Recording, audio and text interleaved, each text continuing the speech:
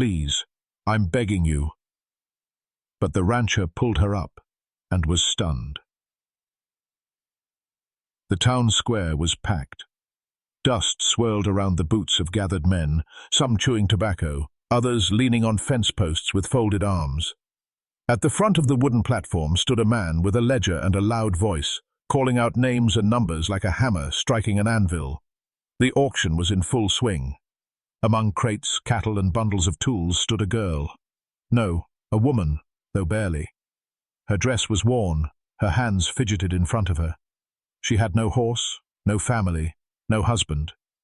Just a scrap of paper in her hand that had long lost its legal weight. No one made eye contact with her. "Go on now, girl. This ain't the place for begging," one man sneered as he passed. She turned, eyes wide, lips trembling. "Please, I'm begging you, I just need work, a place to sleep." The man who ran the auction barely glanced at her. "Ain't no charity here, miss. Move along." Someone in the crowd chuckled cruelly. Another spat in the dust near her boots. She didn't cry, but her chin trembled as she lowered her head. Shame settled on her like the setting sun, slow, silent, and heavy. That was when the rancher stepped forward. He said nothing at first, just looked at her, really looked. And when she dared to meet his eyes, she expected mockery. But what she saw was not cruelty. It was surprise. And something else. Something gentler. He offered his hand. She had once been called Mrs. Eleanor Wade, wife of a cattleman in the dry hills near Dawson Ridge. A woman with soft hands and a quiet smile. But the sickness had come fast that winter, and with it took her husband, her unborn child, and the roof over her head. The land had been borrowed. The debts had not been. The neighbors had stopped visiting after the second month. The church meals had stopped too. There were whispers about how the Wade woman had always been too proud, how she hadn't cried at the funeral, how she refused to leave the old cabin until the law forced her out. She'd packed what little she owned in a threadbare bag and walked, town to town, farm to farm. She hadn't spoken much in the past weeks. Her voice felt foreign even to herself. She'd eaten bread crusts, slept under trees, and watched children from behind fences. Once, a boy tossed her an apple. His mother slapped his hand for it. But Eleanor didn't curse the world. She walked straight, even when her back ached, and she washed her hands in creeks as if decency might still cling to her skin. In her dreams she still heard the voice of her husband, soft and slow, saying, "You've got more strength than any man I ever met." Yet in daylight, she felt like a ghost. She tried to earn a coin where she could, sweeping floors, washing dishes, but eyes followed her, always heavy, always judging. Some men smiled too long. Some women pulled their children close when she passed. She had become a story, a warning. The woman who had no one, no child, no home. She had never begged before today, not once. But hunger and shame, when they gnaw long enough, strip even the strongest of pride. So she stood in that square, her hands stretched, her voice shaking, not just for food, not just for work, but for one small reason to believe she still belonged somewhere in the world. And when the rancher didn't walk away, something deep inside her stirred. Not hope, not yet, but something close. He was the kind of man people didn't notice until he moved. Quiet, tall, lean. The brim of his hat shadowed eyes that missed little. He stood by the edge of the square with his arms crossed, watching the way others passed her by. Watching the way no one saw her as a person anymore, just a problem. Clayton Reeve owned a patch of land out west, a stretch of dry earth and good cattle. Folks in town knew him as dependable. He came to church on Sundays, spoke little, and settled his debts before they aged a week. They also knew he had lost his wife 3 winters ago. No children, no scandal, just silence. When the woman's voice cracked with that one word, "Please," something in him stopped. It wasn't the way she looked. She wasn't young nor polished. Her dress hung loose. Her eyes were rimmed with fatigue, but she stood straight. She didn't flinch when someone laughed at her. And when the man barked at her to move along, she didn't argue. She just looked down, swallowed the insult, and stayed. Clayton stepped forward, not rushed, not hesitant. The crowd parted slightly, unsure of what he meant to do. His boots thudded softly against the wood as he climbed the platform. He didn't speak right away, just stood beside her and looked at the auctioneer, who blinked in surprise. "You looking to bid, Reeve?" someone called with a smirk. "No," Clayton answered simply. Then he turned to her. "Ma'am," he said, "you got a place to stay tonight?" She looked up, startled, unsure if this was another trick. Her lips parted, but no sound came. "I've got space on my land. Cabin's empty. Nothing fancy, but it's warm." She stared, then nodded once, slowly. Clayton didn't take her hand like a rescuer in a story. He just nodded back, turned, and began walking. She followed him through the crowd in silence.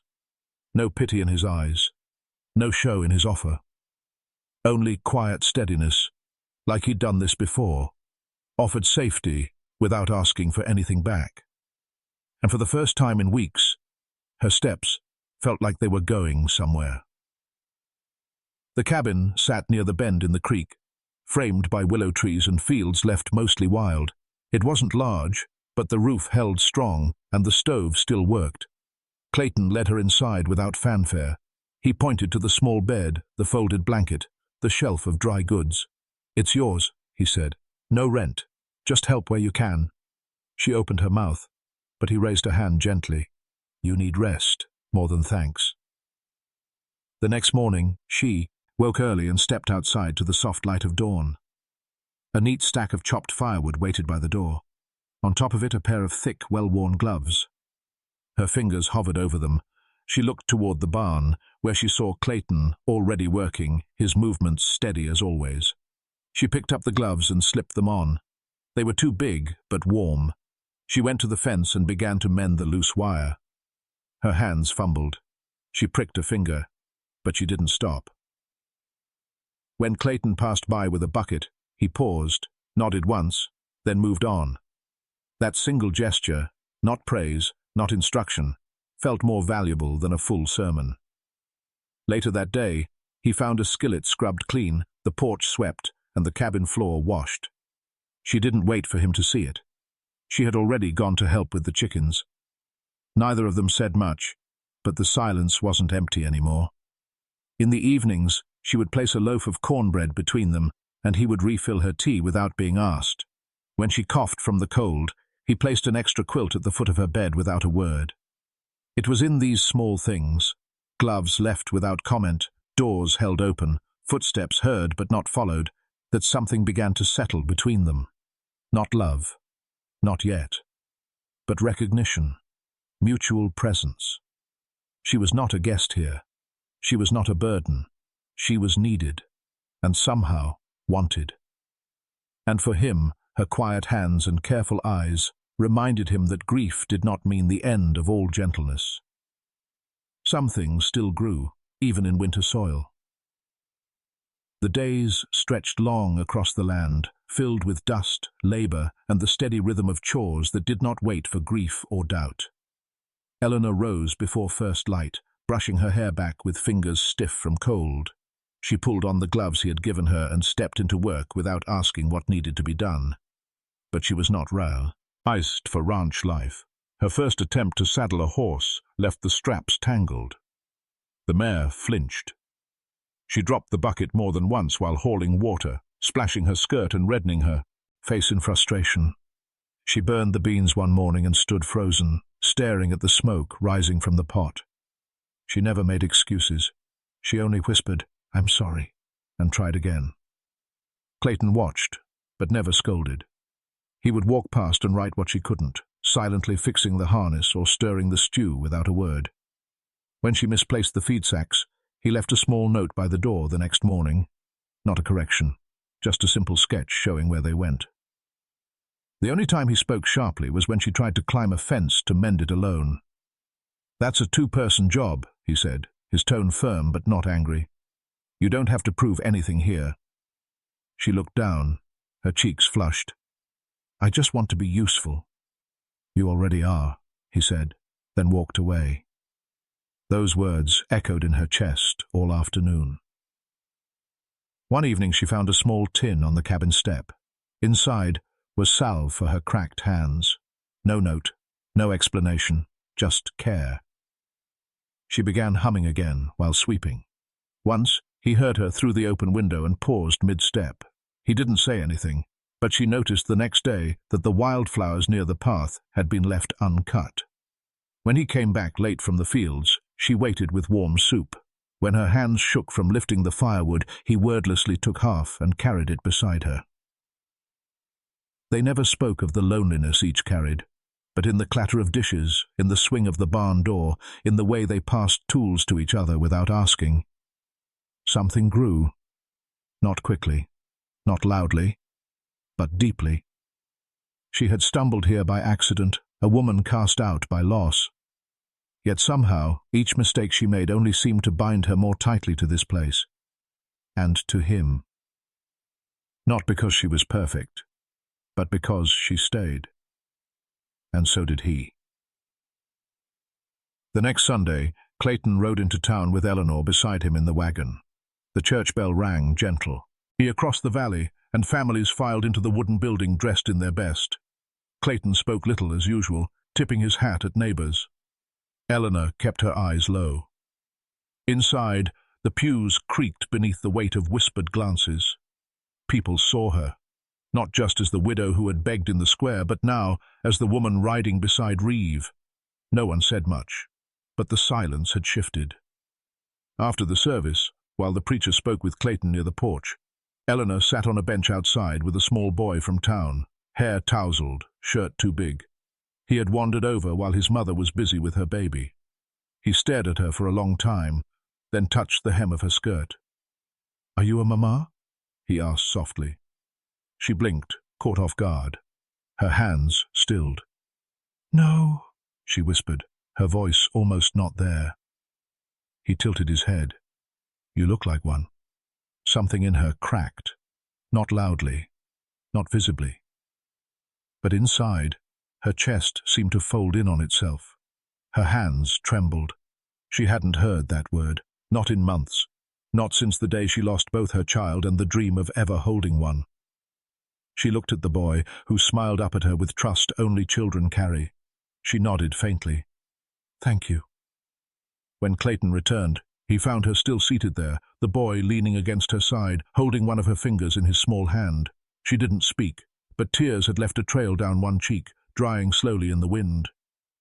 He didn't ask what happened. He only touched her shoulder once, gently. And in that moment, something shifted. She wasn't surviving anymore. She had begun to feel again.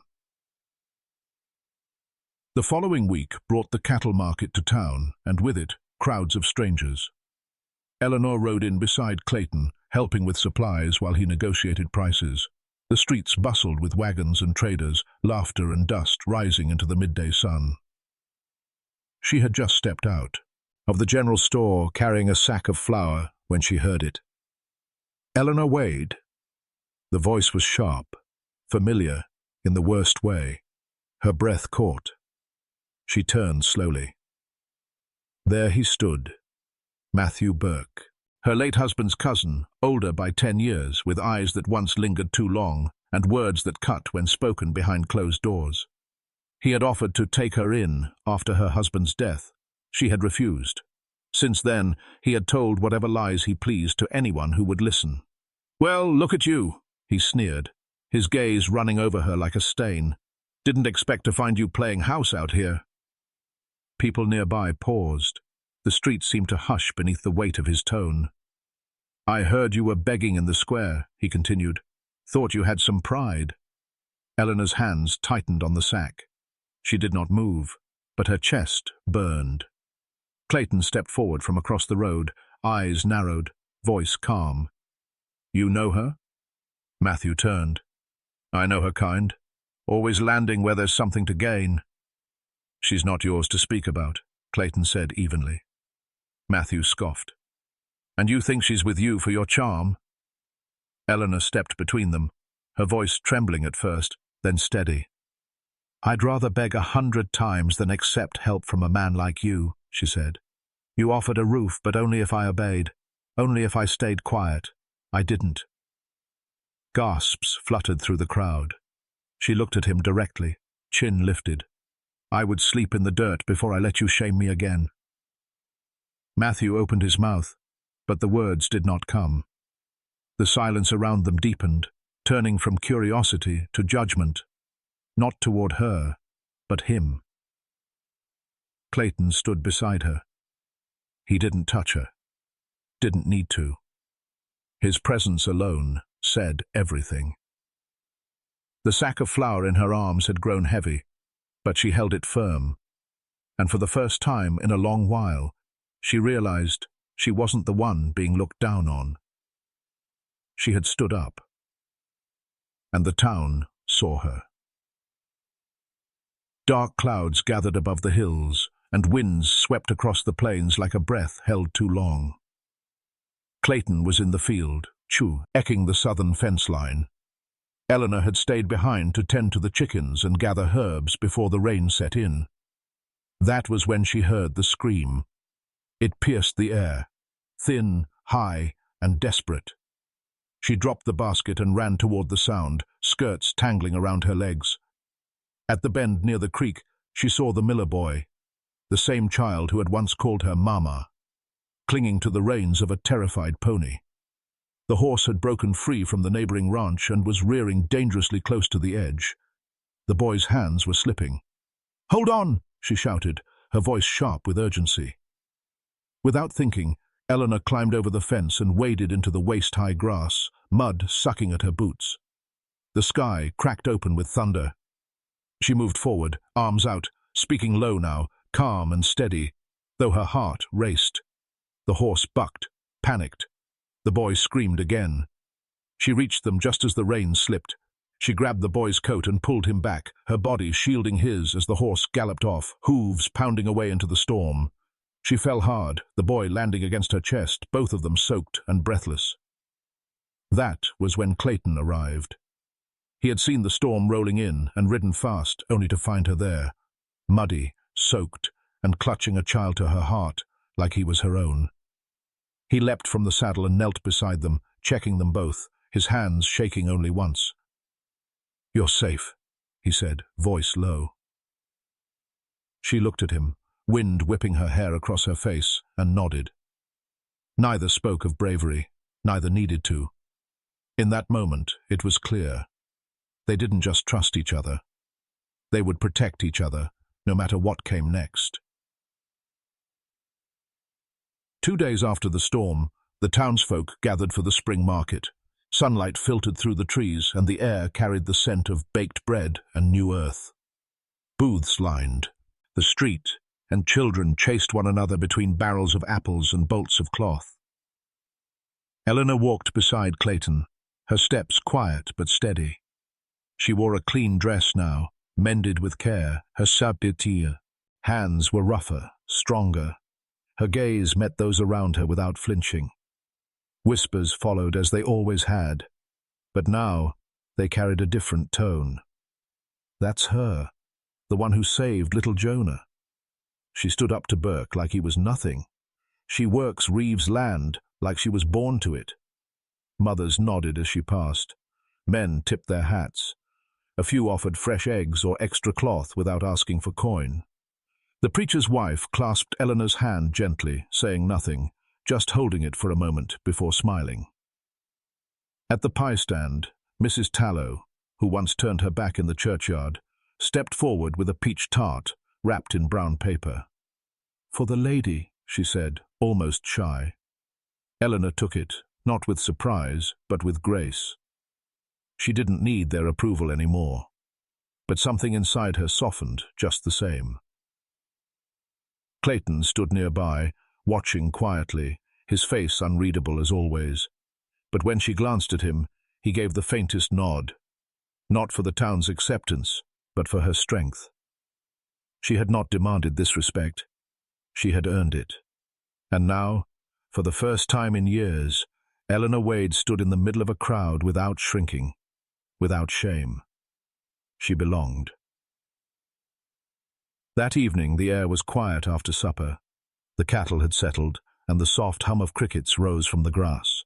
Eleanor sat on the porch steps, her hands folded in her lap, watching the last light fade from the horizon.